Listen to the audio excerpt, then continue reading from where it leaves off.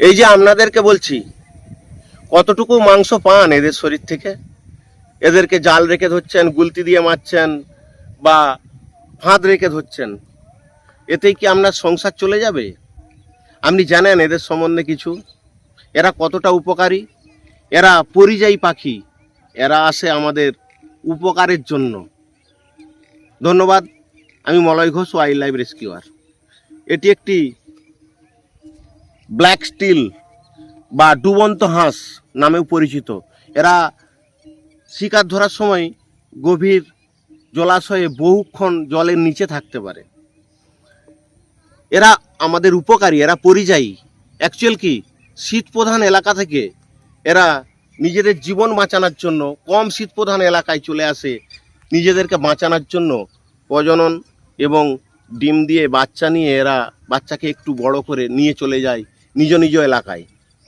কিন্তু আপনারা কি করছেন? এদেরকে মারছেন, ধরছেন, খেয়ে নিচ্ছেন। এতে কতটা পরিবেশের ক্ষতি করছেন জানেন? এরা পরিযায়ী। আপনার বাড়িতে যদি কোনো আত্মীয় আসে, তাদের সঙ্গেও কি এরকম ব্যবহার করেন? তাহলে শুনে রাখুন এদের উপকারিতা সম্বন্ধে।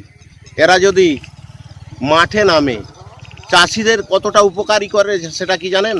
তাহলে জেনে রাখুন। মাঠে যখন নামে, এরা বহু সংখ্যক পাখি একসঙ্গে নামে।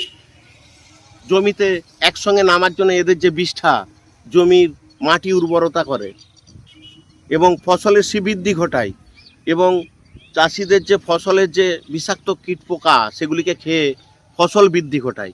আবার এরা যখন ফুল বাগানে নামে, তখন ফুলের শ্রীবৃদ্ধি ঘটায়, ফুলের পরিমাণ বৃদ্ধি করে, ফুলের যে বিষাক্ত পোকা সেগুলিকে খেয়ে নেয়, এবং একসাথে বহু পাখি নামার জন্য এদের যে বিষ্ঠা মাটির উর্বরতা বাড়ায়।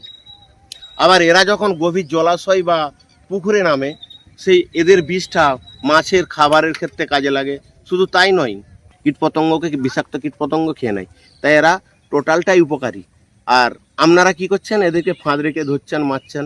অ্যাকচুয়াল এরা পরিযায়ী হিসাবে এসেছিল আমাদের এলাকায়। আবার এরা সুষ্ঠুভাবে যাতে ফিরে যায়, সেই কর্তব্যই আমাদের থাকা উচিত।